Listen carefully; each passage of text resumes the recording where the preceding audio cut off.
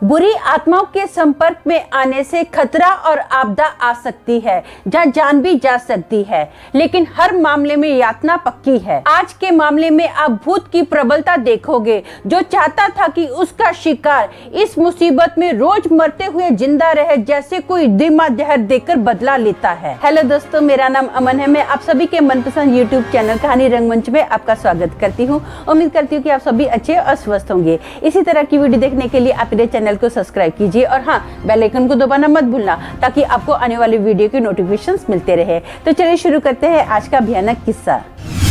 दोस्तों, आज का जो किस्सा है ये मुंबई बोरीवली का किस्सा है। वहाँ पर ना एक गुंजन नाम की लड़की रहती है। गुंजन जो है एक फ्लैट में रेंट पर रहती है। गुंजन को मुंबई आए हुए 2 साल हो गए हैं। ये एक भी बार अपने घर पर नहीं गई है। वैसे तो ये गुंजन जो है ना कोलकाता से बिलोंग करती है। इसकी फैमिली ने बहुत बार इसको इन्वाइट किया, लेकिन ये क्या बोलती है कि मेरे को बहुत काम है, इसलिए ये अपना फैमिली के पास जा ही नहीं पाती है। इसकी फैमिली में इसके मम्मी डैडी और एक छोटी सिस्टर है जिसका नाम टिया है। टिया जब 10th के एग्जाम दे देती है ना, तो 2 साल के बाद वो मुंबई आती है अपनी सिस्टर को सरप्राइज देने के लिए। एकदम गुंजन जो होती है ना, टिया को देखकर चौंक जाती है।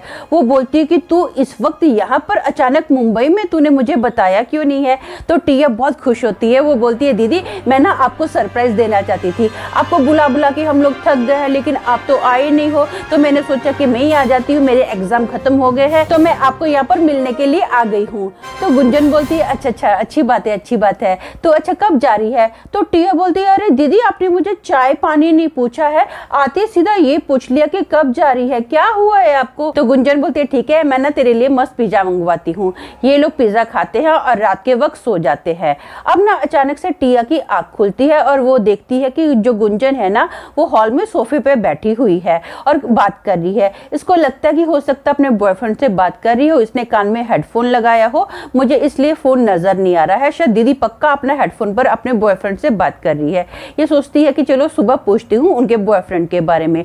टिया ना फिर से सो जाती है। अब जैसे सुबह होती है ना, तो गुंजन बोलती है कि चलो हम लोग ऐसा करते हैं, आज मैंने ऑफिस से छुट्टी ले ली है, हम लोग घूमने के लिए चलते हैं। तो टिया उसको बोलती है, दीदी ठीक है, लेकिन आप ये बताओ कि आपका कोई बॉयफ्रेंड है आप जिससे रात के वक्त बात कर रहे थे? तो गुंजन ना उसकी बात को आई गई कर देती है। वो बोलती, क्या तू कुछ भी बोलती रहती है, ऐसा कुछ नहीं है, चलो हम लोग घूमने के लिए चलते हैं, फटाफट तू तैयार हो जा। अब ये लोग ना पूरा दिन बाहर ही घूमते हैं। शाम का वक्त जैसे ही होता है, ये लोग घर पर आते हैं और ये लोग क्या करते हैं, बाहर से खाना ऑर्डर करते हैं। तो गुंजन उसको बोलती है टिया को कि मुझे ना थोड़ा काम है, मैं ऐसा करती हूँ रूम में बैठकर अपना खाना खाती हूँ, तो हॉल में बैठकर टीवी देख। तो टिया बोलती है ठीक है। अब ना ये टीवी देख रही होती है, गुंजन अपना रूम में बैठ के खाना खा रही होती है। तो टिया के फोन पर ना टिया की मम्मी का फोन आता है और वो बोलती है कि गुंजन मेरा फोन नहीं उठा रही है, जा तो मेरे को गुंजन से बात करनी है, जरा बात करवा। तो टिया क्या करती है, हॉल में से सीधा बेडरूम में जाती है। जैसे ही ना टिया ने बेडरूम का दरवाजा खोला ना, तो वो देखती है कि बेड पर ना ऐसे किसी के हाथ है, ऐसे हाथ खुले दिखाई देते हैं और पूरी बॉडी पर ना चादर ओढ़ी हुई है। और ऐसे वो जो हाथ है ना, बड़े बड़े मोटे मोटे हाथ हैं, किसी आदमी के हाथ उसको नजर आते हैं कि जैसे कोई आदमी हमारे बेड पर हाथ फैला के सो रहा है। वो ना बहुत डर जाती है, बहुत घबरा जाती है, एकदम ना सुन पड़ जाती है। तो अचानक से ना वॉशरूम का दरवाजा खुलता है और गुंजन बाहर आती है और टिया को पूछती है, क्या हो गया, तेरे चेहरे पे पूरा पसीना पसीना है, क्या हुआ? तो ठीक तो है ना? तो टिया ना ऐसे घबरा के बोलती है, दीदी वो। तो जैसे वो ऐसा बोलती है ना, दीदी वो, उसके सामने से वो हाथ गायब हो जाते हैं। तो टिया ना एकदम फट से बोलती है, दीदी यहाँ पर एक आदमी लेटा हुआ था, उसने ऐसे हाथ फैलाए हुए थे, मैंने उसके हाथ देखे। तो गुंजन उसको बोलती है, तू ना आजकल मुझे लगता है हॉरर पिक्चरें ज्यादा देखती है, ऐसा कुछ भी नहीं है। गुंजन ना ऐसे चादर हटाती है और बोलती है, देख कौन है यहाँ पे, कोई भी नहीं है, तेरा बहम होगा, तूने ऐसे कोई ना कोई अपना बहम पाल लिया है, सपना देखा होगा, जागते हुए सपना देखती है। गुंजन ना ऐसे इस बात को मजाक में ले लेती है। अब ना टिया रात का वक्त होता है, सो रही होती है। सोते सोते अचानक से फिर से इसकी आंख खुलती है। लगभग 3 बजे का टाइम होता है। देखती है कि गुंजन ना अपना बेडरूम में है ही नहीं है, अकेली टिया सो रही है। अब ना टिया गुंजन को वॉशरूम में देखती है, तो वॉशरूम भी खाली होता है। ये हॉल में जाके देख रही होती है ना, तो गुंजन ना किसी आदमी से बात कर रही होती है। देखते ही देखते वो जो आदमी था ना, डाइनिंग टेबल की लकड़ी के अंदर समा गया। टिया बहुत घबरा जाती है, टेंशन में आ जाती है, डर जाती है।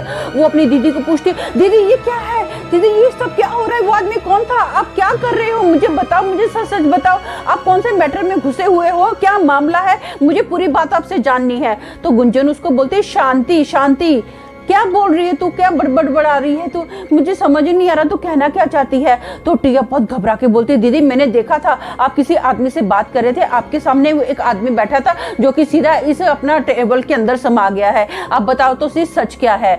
तो गुंजन उसको बोलती है, ऐसा कुछ नहीं है, तू नॉर्मल हो जा, जो भी बात है ना हम लोग कल बात करते हैं, सुबह बात करते हैं।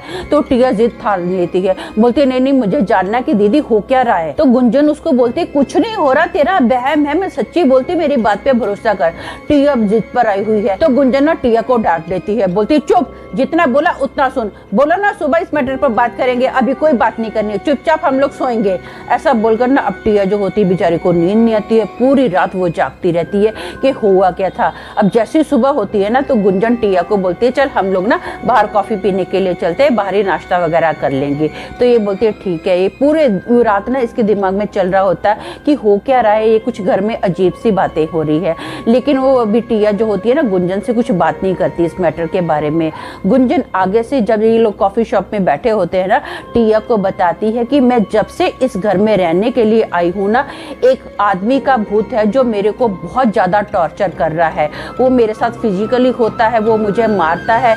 अगर मैं अपने दोस्तों के साथ इस भूत के बारे में बात करती हूँ ना, मेरे दोस्त मेरी मदद भी करना चाहते हैं, तो ये जो भूत है ना उनको बहुत परेशान करता है। 2-3 मेरे दोस्तों का तो एक्सीडेंट हो गया था। इस भूत ने ना मुझे वार्न भी किया है कि अगर मैंने अब किसी की मदद ली ना इसको भगाने के लिए, तो ये मुझे तो मारेगा ही मारेगा, साथ में मेरी पूरी फैमिली को मार डालेगा, और जो भी मेरी मदद करेगा ना उसको भी खत्म कर देगा।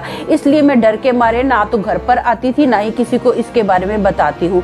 तूने जो देखा है ना वो सच में उस घर में भूत है, मैं तो खुद बहुत परेशान हूँ। मैं इसीलिए चाहती थी कि तू ना फटाफट इस घर से निकल जाए, वो भूत तेरे साथ भी कुछ ना करे। तो गुंजन ना टिया को बोलती है कि ऐसा कर, तू अभी का अभी फ्लाइट ले और यहाँ से निकल जा, तू ना मम्मी डैडी के पास जा, लेकिन प्लीज मेरी हाथ जोड़ के विनती है कि मम्मी डैडी को कुछ मत बताना, मैं नहीं चाहती हूँ कि मेरी वजह से मम्मी डैडी को कुछ हो जाए।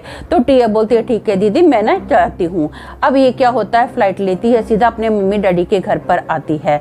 जैसे ही ना रात का वक्त होता है तो गुंजन के घर की बेल बजती है। गुंजन बहुत घबरा जाती है कि आधी रात के वक्त कौन आया हुआ होगा। अब वो दरवाजा खोलती है ना, तो दरवाजा खोलते वो पाती है कि टिया अपने मम्मी डैडी के साथ आई है और साथ में उनके एक पादरी भी है। गुंजन ना पादरी को देखकर बहुत ज्यादा घबरा जाती है, टेंशन में आ जाती है। अब जैसे ही पादरी का गुंजन के घर में पैर पड़ता है ना, तो पूरा माहौल चेंज हो जाता है। घर की हर एक चीज ऐसे गिरने लग जाती है, थरथराने लग जाती है कि जैसे कोई भयंकर भूकंप आ गया है। सब चीजें हिल रही हैं, अजीब सी ठंडी हवाएं चल रही हैं, धनाधन चीजें नीचे गिरती जा रही हैं। तो पादरी क्या करता है, सीधा ना अपने हाथ में तेल लेता है और प्रार्थना करता है। सब दीवारों पर पादरी सब तेल मलते जा रहे हैं। जैसे तेल मलते जा रहे हैं ना, तो पूरी दीवारों के अंदर से काला काला कुछ ग्रीस जैसा निकलना स्टार्ट हो जाता है। घर की सारी दीवारें, चाहे वो किचन है, बाथरूम है, सब जगह पर कालस ही कालस छा जाती है। अब पादरी साहब क्या करते हैं, वो तेल जो होता है ना, प्रार्थना किया हुआ तेल, उसको ना बेड पर लगाते हैं। बेड पर जैसे तेल मला गया ना चारों कोनों पे, तो एकदम बहुत ही ज्यादा धुआं बेड के अंदर से निकलना स्टार्ट हो गया था। बहुत ही भयंकर बास आनी स्टार्ट हो गई थी। वो जो धुआं था ना एक आदमी की शेप लेता है, और वो जो आदमी की शेप धुएं ने ली थी ना, वो पूरा हवा में पिघल गया। किधर चला गया, कहाँ चला गया, किसी को कुछ नहीं पता है।